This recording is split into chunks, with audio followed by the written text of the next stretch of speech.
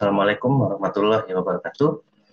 Baik teman-teman, perkuliahan pertemuan ke-6 ya. Di pertemuan 6 di minggu ketiga, sesi 2 ini kita akan laksanakan secara online menggunakan video pembelajaran. Nah, kemarin kita udah membahas mengenai software development lifecycle ya. Sedikit review, berarti ada yang kita sebut sebagai software proses, di mana itu ada 4. Yang pertama adalah linear software proses, kemudian ada yang iteratif, ada yang evolutionary, dan ada juga yang paralel. Nah, software proses itu kemudian dipandang dari perspektif yang berbeda dan dimodifikasi sesuai dengan salah satu alasannya adalah dengan budaya kerja organisasi, maka terbentuk yang namanya software development life cycle yang mengadaptasi dari 4 software proses tadi gitu ya. Salah satunya adalah yang linear, waterfall kemarin. Kemudian ada evolutionary, yaitu prototype, dan ada gabungan daripada itu, yaitu ada spiral, gitu ya. Nah, masih banyak sebenarnya software development lifecycle yang lain yang bisa kita pelajari. Nanti silakan teman-teman cek dari buku yang di-sharing, gitu ya. Apa saja software development lifecycle yang ada di dalam rekayasa perangkat lunak. Namun secara umum dia akan membagi menjadi 2 kategori. Yang pertama adalah pendekatan tradisional, lalu yang kedua itu adalah pendekatan modern. Tentunya yang modern juga akan kita bahas nanti, ya. Seperti yang diintroduksi kemarin, yang modern itu ada pendekatan menggunakan agile development, di mana salah satu SDLC yang bisa dipakai adalah extreme programming, Scrum, ya Kanban dan lain sebagainya. Nah, pada minggu ini kita masuk dulu ke materi kita, yaitu tentang requirement analysis, ya. Nah, kita menggunakan framework yang dikeluarkan oleh Broad. Ya, activity yang dimaksud di sini adalah requirement, ya.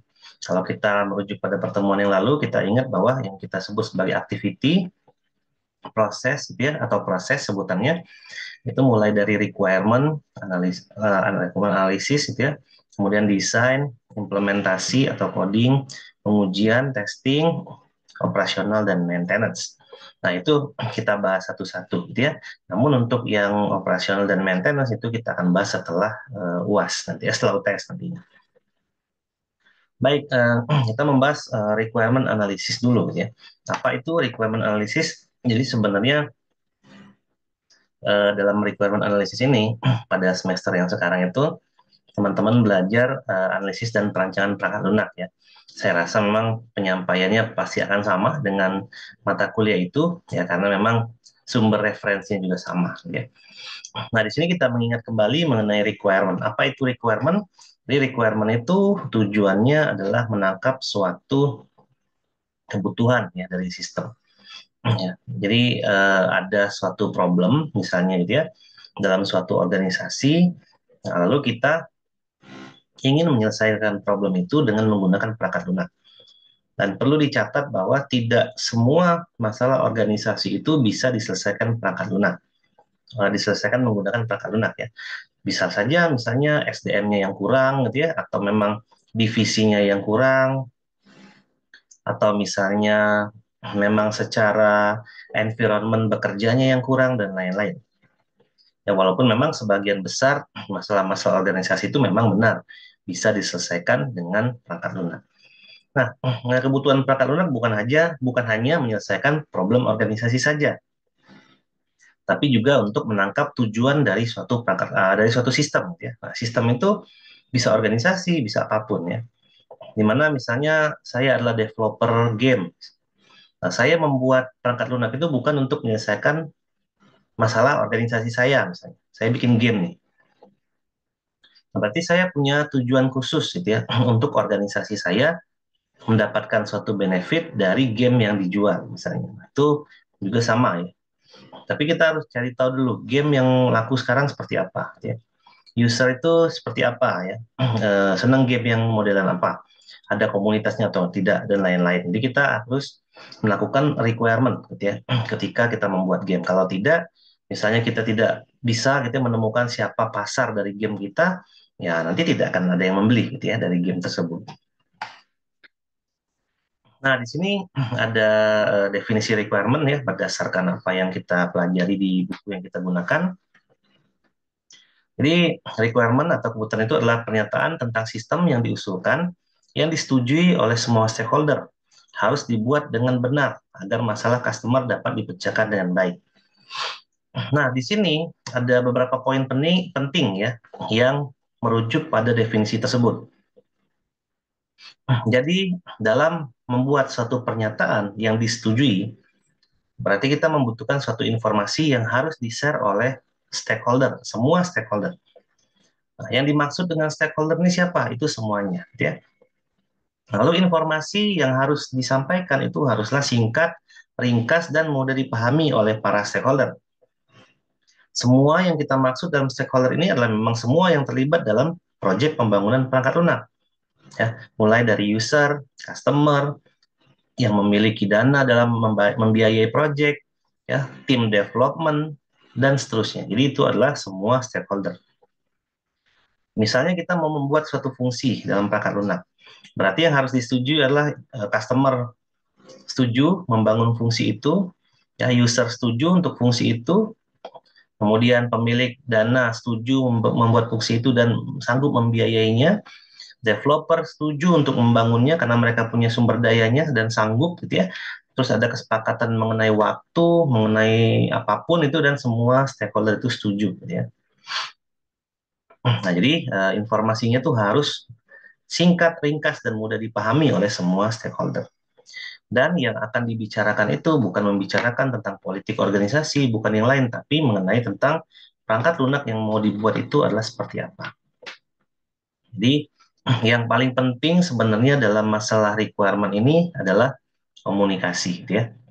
Skill coding tidak dipakai di dalam requirement. Ya, justru skill coding itu dipakainya di implementasi, dan di requirement ini sendiri kita menggunakan skill komunikasi yang sangat baik. Gitu ya. Jadi berkomunikasi adalah salah satu cara kita ya untuk menyelesaikan permasalahan requirement. Nah, siapa sih yang in charge dalam suatu development untuk masalah requirement? Yaitu sistem analis. Gitu ya.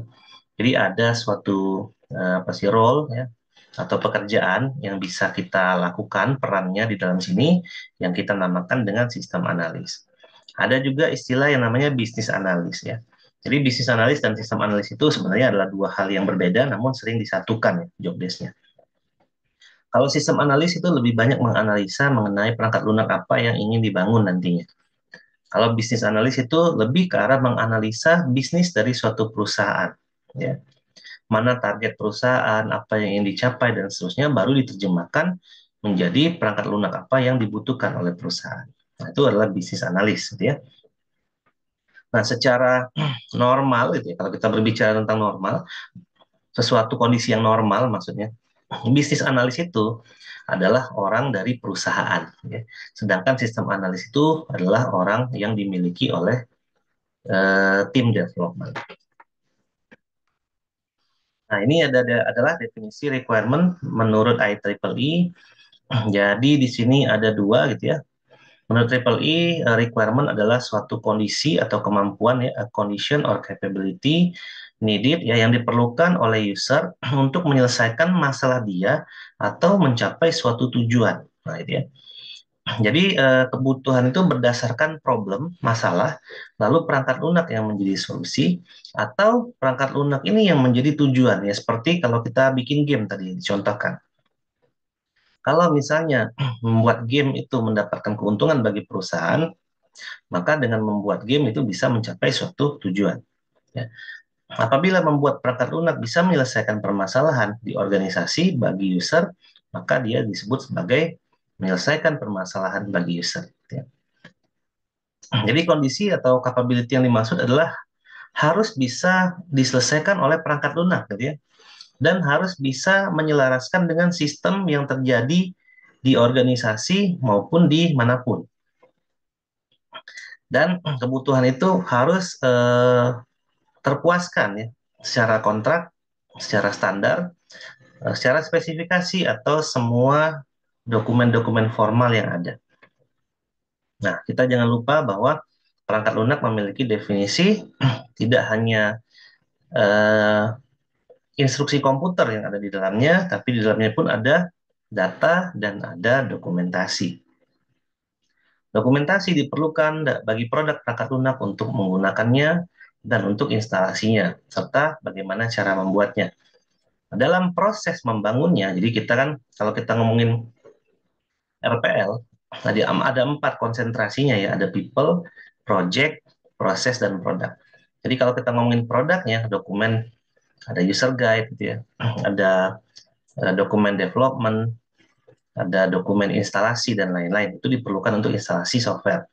Tapi kalau kita berbicara tentang proses membangunnya, maka pasti akan ada dokumentasi juga dan bentuknya formal.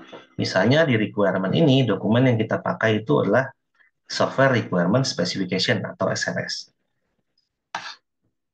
Nah, requirement harus dibuat sebagus mungkin, gitu ya. Jadi dalam istilah software engineering atau engineering secara umum itu tidak ada yang namanya the best, gitu ya. Yang sangat paling terbaik itu tidak ada. Karena perangkat lunak pun diterima itu dengan cukup baik ya, bukan sempurna. Karena memang tidak ada perangkat lunak yang sempurna. Tidak ada perangkat lunak yang sekali dibuat kemudian dipakai berulang kali, itu tidak ada ya. Karena itu kita mengacu pada nature of software yang kemarin kita bahas di pertemuan awal ya, bahwa ada grafik perangkat lunak itu memang harus diperbaharui ya. Tidak bisa mungkin hanya dibuat satu kali kemudian dipakai selama itu, nggak mungkin. Nah, untuk menghasilkan perangkat lunak tadi, maka kita harus mulai dengan requirement yang cukup bagus, gitu ya, good requirement. Apa aja syarat dari good requirement? Yang pertama itu pernyataan requirement itu tidak ambigu. Ya, kalau saya contohkan di beberapa kelas itu, misalnya untuk membuat fungsi absen pegawai, misalnya. Nah, kalau kita hanya mendefinisikan fungsi absen saja, itu sebenarnya ambigu, gitu ya. Karena kalau pegawai absen, itu kan bisa berbagai macam cara. Bisa mungkin dia datang ke kantor lalu absen, gitu ya, atau dia dinas luar kota kemudian dia harus absen, atau dia lagi WFH kemudian dia harus absen. Nah, jadi fungsi absen yang mana nih yang dimaksud, gitu ya? Apakah salah satunya, apakah tiga-tiganya, gitu ya? Karena setiap fungsi absen yang akan didefinisikan tadi contohnya 3, gitu ya, absen di kantor, absen dinas luar, dan absen WFH, itu pasti memiliki behavior yang berbeda. Ya, tidak mungkin kan lagi dinas luar harus datang ke kantor absen terus pergi lagi, gitu ya. Nah, jadi itu behaviornya dinas luar yang akan absen akan berbeda dengan yang datang ke kantor. Yang WFH pun juga sama, misalnya dia sedang sakit tapi memang ada deadline terpaksa harus kerja di rumah. Ya tidak mungkin dia ke kantor dulu lalu absen lalu dia pulang lagi ke rumah, gitu ya. Pasti ada behavior yang berbeda lah secara experience untuk 3 absen tadi, gitu ya. Nah, itu harus didefinisikan dengan detail. Kemudian yang berikutnya adalah testable ya. Jadi semua requirement itu masuk akal dan bisa diuji secara hipotesa itu benar. Ya, jadi bisa diuji secara hipotesa itu benar. Lalu dokumen requirement itu harus clear ya, jelas, simple, presisi, konsisten, tidak berubah, gitu ya. Jadi memang benar-benar jelas, benar-benar mudah dipahami oleh semua orang, gitu ya. Karena tadi kan fokusnya requirement itu harus dipahami oleh semua orang. Ya, jadi itu tujuannya. Lalu understandable juga itu ya, terkait dengan pemahaman bahwa perangkat lunak itu memiliki fungsi yang nantinya akan dieksekusi, namun secara umum fungsi tersebut itu orang mengerti ya, tujuannya apa, caranya gimana, ya. Nanti itu orang itu stakeholder ya, terutama itu mengerti. Lalu ada feasible, realistic, dan possible, artinya fitur atau fungsi yang akan dibangun nanti itu realistis ya. Bila diimplementasikan dengan teknologi yang sekarang itu bisa. Lalu secara keuangan pembayarannya pun realistis, gitu ya. Ya tidak mungkin mau bayar murah tapi aplikasi maunya yang bagus, gitu ya, nggak mungkin. Terus nggak mungkin juga mau aplikasinya bagus tapi yang bikin satu orang, itu nggak mungkin juga ya. Jadi requirement itu nanti haruslah realistis. Kemudian independen ya, seorang Sistem analis tentu saja dalam mengungkapkan suatu requirement atau kebutuhan, dia harus independen. Dan kebutuhan itu juga harus independen, gitu ya. Jadi memang sesuai dengan kebijakan perusahaan, bukan sesuai dengan keinginan dari masing-masing user atau divisi. Jadi tidak boleh ada keterlibatan politik dalam mendefinisikan suatu fungsi, gitu ya. Atau fungsi yang didefinisikan itu tidak boleh mengandung politik, nepotisme dan lain-lain, tidak boleh. Jadi independen. Kemudian atomik, didefinisikan requirement itu dengan bentuk fungsi yang lebih kecil, gitu ya, sehingga orang bisa tahu bagaimana cara mengimplementasikannya nanti dan sudah setidaknya memiliki gambaran fungsi ini akan berjalan seperti apa. Nah, tadi udah dicontohin sistem untuk mencatat absen, gitu ya. Itu kan masih terlalu ambigu, masih terlalu umum, gitu ya. Maka harus didetailkan lagi fungsi absen itu adalah fungsi absen yang seperti apa. Kemudian fungsi yang dibuat itu harus dibutuhkan, ya. Di sini necessary, dibutuhkan. Jadi di sini itu ada perbedaan dari dibutuhkan dan diinginkan. Untuk requirement tentunya yang diinginkan, yang dibutuhkan salah. Kemudian kalau kita berbicara mengenai requirement itu kita harus berbicara tentang abstrak, ya, atau implementation free. Jangan kita pikirkan nanti membangunnya seperti apa, susah atau tidak, jangan, ya. Kita pikirkan dulu kebutuhannya itu seperti apa. Jadi dia implementation free. Lalu ada juga ya istilah bad requirement. Nah, bad requirement, jadi memang requirement ini adalah tahapan yang paling lumayan cukup fatal, ya, dalam membangun suatu perangkat lunak.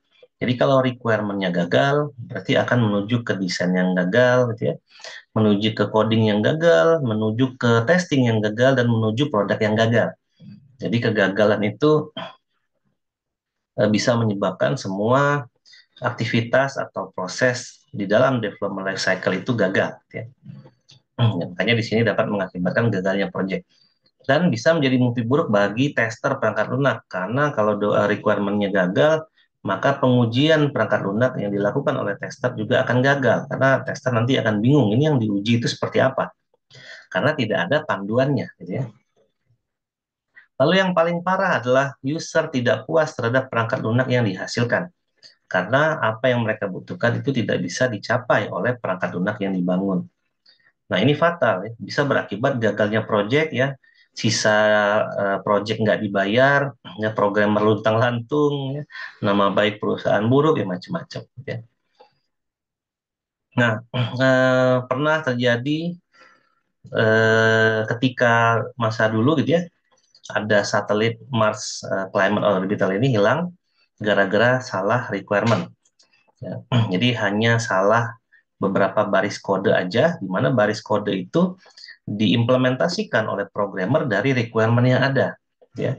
Nah, sehingga requirement itu menyebabkan satelit ini hilang, dan perkiraan operasional dan pembangunan si satelit ini mencapai 125 juta dolar. Jadi hanya kesalahan satu requirement dan beberapa baris kode yang mengimplementasikan requirement tersebut bisa menyebabkan kerugian yang sangat tinggi. Dan kita bisa bayangkan di kehidupan yang sekarang, gitu ya. Misalnya ada kendaraan mobil listrik berjalan otomatis, misalnya. Tiba-tiba softwarenya gagal beroperasi, bisa menimbulkan kecelakaan, gitu ya. Terus ada pesawat terbang, ya, menggunakan kemudi otomatis, softwarenya gagal bekerja dengan baik karena kegagalan requirement. Nah, itu juga ya fatal akibatnya, ya, bahkan dapat menghilangkan nyawa dan menghilangkan uang jutaan dolar, ya. Jadi kalau requirement yang dibuat buruk, itu hasil yang akan terjadi bisa sangat buruk, gitu ya. Kalau perangkat lunak itu diterapkan di kesehatan, bisa fatal, ya. Dia misalnya dia bikin aplikasi telemedis misalnya. Dia mengutarakan kendala penyakitnya apa aja, tiba-tiba dari aplikasi itu hanya disebutkan bahwa ini adalah flu biasa, gitu ya. Padahal dia kena kanker misalnya. Nah, dia santai aja, gitu ya, seminggu kemudian langsung meninggal, ya, karena kankernya tidak segera ditangani dengan baik. Jadi kesalahan requirement ini fatal sekali, gitu ya. Kalau kesalahan coding itu nggak fatal, bisa kita perbaiki aja. Karena kita tahu memperbaikinya itu targetnya seperti apa, gitu ya. Jadi misalnya kesalahan coding, kita mau membuat kalkulator, satu tambah satu hasilnya dua, misalnya. Nah, kita tahu bahwa target kita satu tambah satu itu dua, gitu ya. Maka kalau satu tambah satu sama dengan tiga, berarti kita ubah aja gimana caranya satu tambah satu dua, gitu ya. Karena kita tahu tujuan daripada coding tersebut. Tapi kalau requirement-nya gagal, nah kita nggak tahu tujuan coding ini mau ke arah mana, gitu ya. Walaupun codingnya berjalan dengan baik, tapi kan fungsinya nggak bisa dipakai karena memang kita nggak tahu tujuannya apa, gitu ya. Jadi kita harus sadar betul bahwa requirement ini ya, ini penting banget dikerjakan di awal-awal project dimulai. Dan memang banyak project yang mulai gitu ya, yang mulai pembangunannya itu setelah requirement berhasil ditangkap ya atau diambil karena nanti di situ akan diestimasi berapa lama pengerjaan, berapa jumlah SDM, berapa biaya yang harus dikeluarkan dan lain-lain. Nah, di sini ada survei ya. Sebenarnya survei ini ada yang versi baru, cuman saya lupa ada di mana. Dulu pernah baca, tapi tidak terlalu jauh bedanya dengan hal-hal yang disebutkan di survei ini. Ya, walaupun ini adalah survei dari tahun 1995-1996.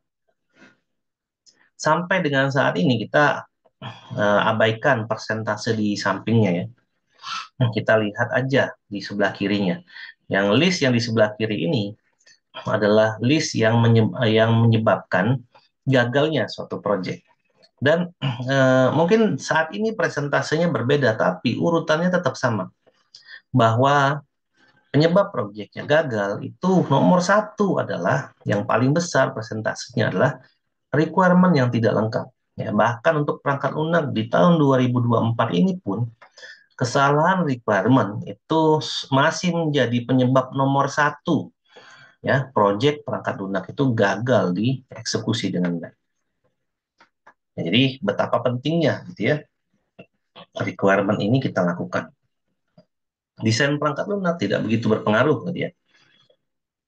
Coding seperti yang saya katakan tadi tidak begitu menyebabkan proyek gagal. Ya. Testing juga sama gitu ya. Walaupun banyak bug di sana sini gitu ya. Tapi bisa diperbaiki dengan baik ya. Sehingga proyek itu belum tentu bisa gagal. Tetapi kalau requirement udah ini dominasi dari kegagalan project itu adalah kegagalan dari requirement. Dan kita bisa lihat di sini ada kegagalan lainnya gitu ya di bawah sini ya dari kegagalan dari keterlibatan user itu juga sama dia masih menempati nomor dua jadi user itu masih tidak mau diajak kooperatif dalam membangun perangkat lunak ya karena kita harus tahu bahwa membangun perangkat lunak benda yang intangible ini berarti harus melibatkan developer, user, customer atau siapapun stakeholder yang terlibat. Ya. Terus unrealistic expectation, ekspektasi yang tidak realistis itu juga sering terjadi. Gitu ya. Lalu ada eksekutif support yang kurang, gitu ya. Nah, dan seterusnya. Tapi yang perlu kita highlight di sini adalah incomplete requirement itu menyebabkan proyeknya gagal dan itu yang nomor satu hingga saat ini. Nah, requirement itu sebenarnya ada 3 tahapan. Ya, dimulai dari requirement bisnis, terus ada user requirement, dan ada yang namanya fungsional dan non-fungsional requirement. Jadi dalam membangun perangkat lunak, sebenarnya kita harus mulai dari kebutuhan bisnis terlebih dahulu. Ya, kebutuhan bisnis kalau kita bisa persingkat tidak jauh-jauh dari kebutuhan akan keuntungan, kebutuhan akan menghemat tenaga dan menghemat waktu gitu ya. Nah, jadi perangkat lunak yang kita buat itu harus mencapai tujuan bisnis itu. Mendatangkan suatu keuntungankah, menghemat tenagakah, atau menghemat waktukah gitu ya. Nah, baru misalnya tujuan itu udah tercapai diturunkan ke dalam kebutuhan user. Kebutuhan-kebutuhan kendala-kendala apa yang dihadapi user ya sehingga itu akan menjadi kebutuhan yang menyebabkan misalnya waktu dia bekerja itu menjadi sangat lama. Misal dalam membuat laporan tahunan ya perlu waktu sampai 2 bulan untuk membuat laporan tahunan misalnya. Padahal laporan keuangan itu sangat penting untuk melaporkan keuangan bagi stakeholder atau bagi perusahaan yang sudah open gitu ya, yang udah TBK, yang ingin menarik para investor misalnya. Dan laporan itu penting untuk dikirimkan ke investor tersebut gitu ya, untuk melihat perkembangan perusahaan, misalnya seperti itu. Tapi membuat laporan itu saja butuh waktu 2 bulan. Nah, tentu saja bagian keuangan menemukan kendala itu gitu ya. Karena ini kalau misalnya 2 bulan terus, itu investor bisa menarik diri dari perusahaan itu dan menyebabkan keuntungan perusahaan menjadi berkurang gitu ya.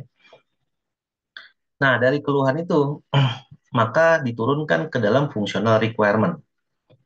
Apa fungsi aplikasi yang harus ada untuk mengatasi masalah user tersebut? Karena ketika masalah user itu teratasi, maka masalah bisnis pun akan teratasi. Nah, itu adalah kebutuhan fungsional namanya. Jadi kebutuhan fungsional itu adalah definisi yang harus kita eksekusi, yang kita jabarkan berdasarkan kebutuhan user, dilihat dari sudut pandang pengguna, dan dieksekusi oleh perangkat komputer. Ya, jadi kebutuhan fungsional itu adalah kebutuhan pengguna yang dieksekusi oleh perangkat komputer. Misalnya mengenerate laporan otomatis, nah itu kan dieksekusi oleh perangkat komputer. Lalu misalnya sistem bisa mencatat data karyawan menggunakan KTP, gitu ya. Sistem dapat memvalidasi kebenaran laporan yang dibuat, misalnya. Ya, sistem dapat membuat suatu penjadwalan mengajar, misalnya. Nah, itu adalah semua yang kita bisa lakukan dengan sistem berbasis komputer. Ya. Nah, lalu berikutnya adalah kebutuhan non-fungsional. Kebutuhan non-fungsional adalah semua environment yang kita perlukan untuk mewujudkan kebutuhan fungsional. Jadi misalnya kita punya suatu fungsi aplikasi. Aplikasi ini bisa eh, bisa membuat jadwal perkuliahan. Nah, itu adalah fungsi aplikasinya. Nah, untuk agar fungsi ini terlaksana dengan baik, harus disupport dengan apa? Ya. Misalnya dengan hardware yang bagus, misalnya. Berarti harus dilengkapi dengan server yang bagus, misalnya. Terus harus dilengkapi dengan security yang baik.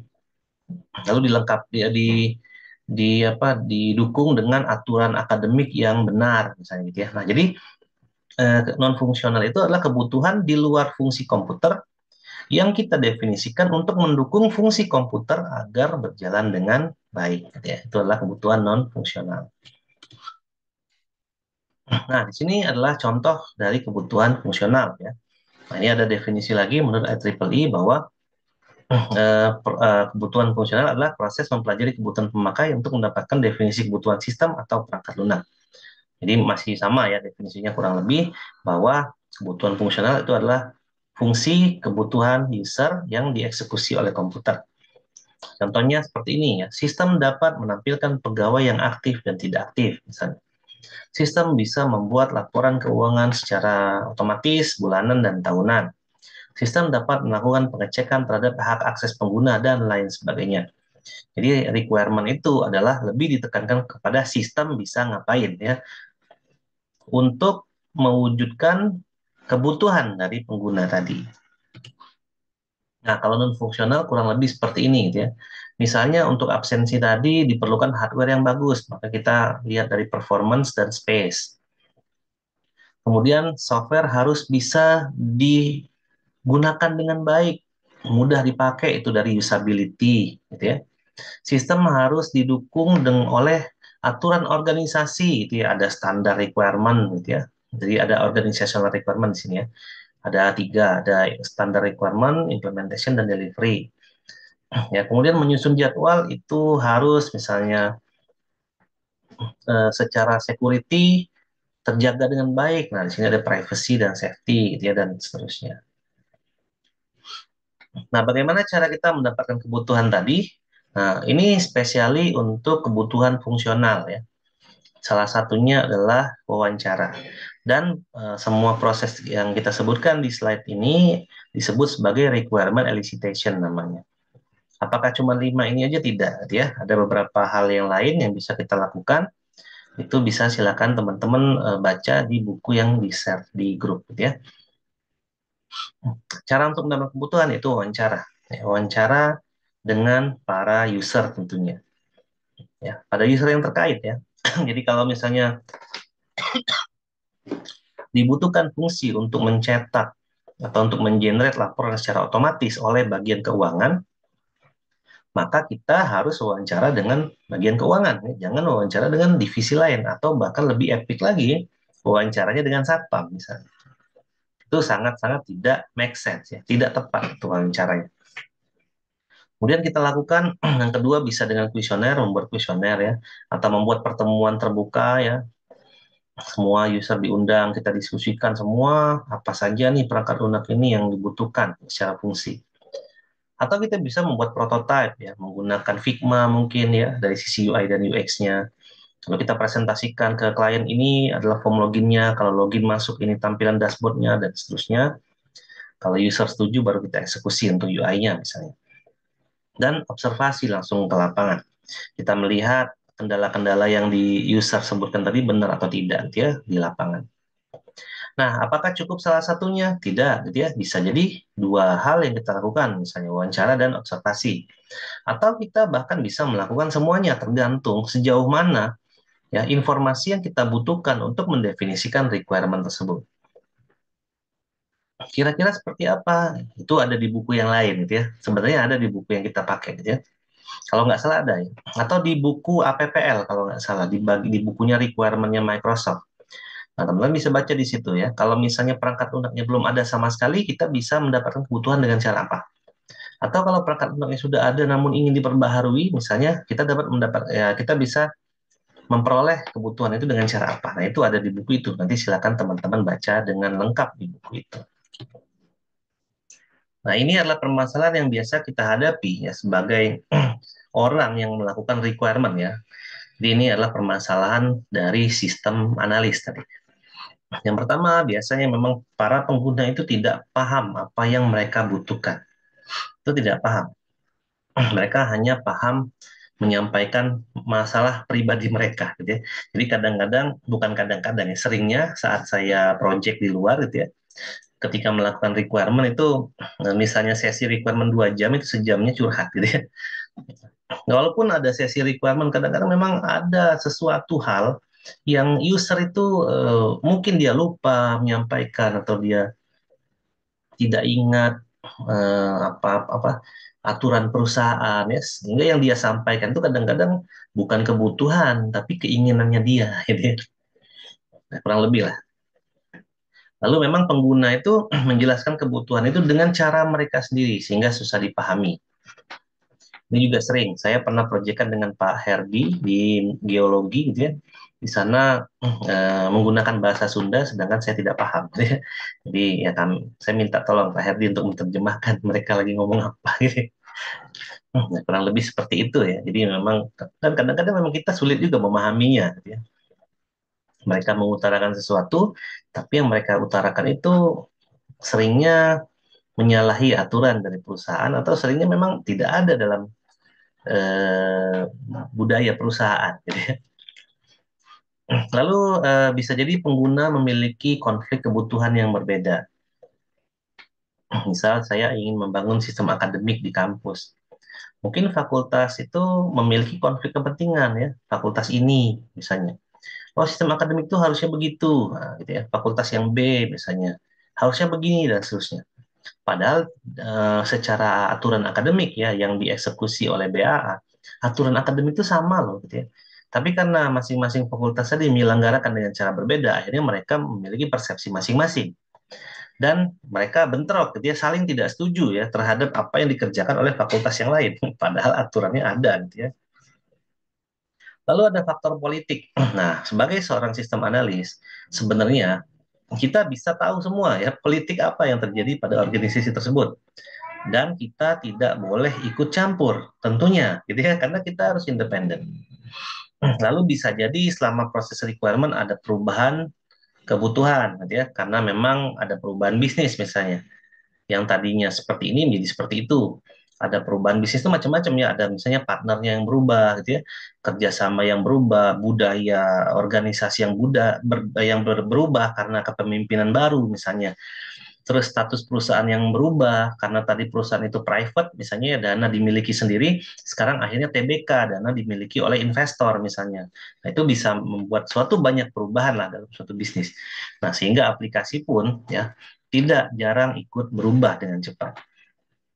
Ya, dan terakhir adalah perubahan bisnis ya dan lingkungan bisnis ya, itu terkait dengan yang di atas tadi. Nah, kalau kita kaitkan dengan framework activity kemarin, gitu ya, kita tahu ya, framework activity kemarin ada 3 yang didefinisikan. Yang pertama adalah activity. Ya, activity itu yang kita maksudkan adalah requirement, design, dan seterusnya. Nah, sekarang adalah requirement. Ya, activity yang kita maksudkan di dalam pertemuan ini adalah requirement. Setelah itu ada action. Action itu adalah hal yang harus kita lakukan dalam activity tersebut. Diturunkan dalam suatu task, gitu ya, atau pekerjaan. Di mana pekerjaan itu mendefinisikan apa yang kita lakukan di action tersebut secara lebih mendetail. Karena dia memiliki ukuran dan dapat diukur intinya. Misalnya gini, dalam requirement analysis, kita lakukan action yang pertama, lakukan wawancara. Lalu ada tasknya, wawancara itu kegiatannya ngapain aja sih? Jadi kita sebut sebagai work activity ya kemarin. Kegiatannya adalah menyiapkan pertanyaan seputar aplikasi pembayaran, misalnya yang dibangun dengan PT XYZ dan seterusnya, yang akan dilakukan wawancara pertama di divisi keuangan. Misalnya. Itu aktivitasnya. Lalu yang kedua, work product. Work product itu adalah hasil daripada wawancara tersebut. Apa? Hasil wawancaranya tentu, gitu ya. Dicatat atau direkam. Lalu key point. Key point itu adalah poin-poin yang menunjukkan bahwa hal yang kita lakukan ini dianggap selesai. Ya. Nah, di sini pertanyaan yang dibuat ya dan seterusnya disetujui juga oleh ini apa si divisi keuangan dan lain-lain itulah key point-nya. Lalu ada project milestone-nya. Kapan diselenggarakan wawancara dengan divisi keuangan ini? Misalnya pada awal proyek Senin 3 Januari 2019 jam 13 jam 1 siang sampai jam 3 sore misalnya di PT XYZ.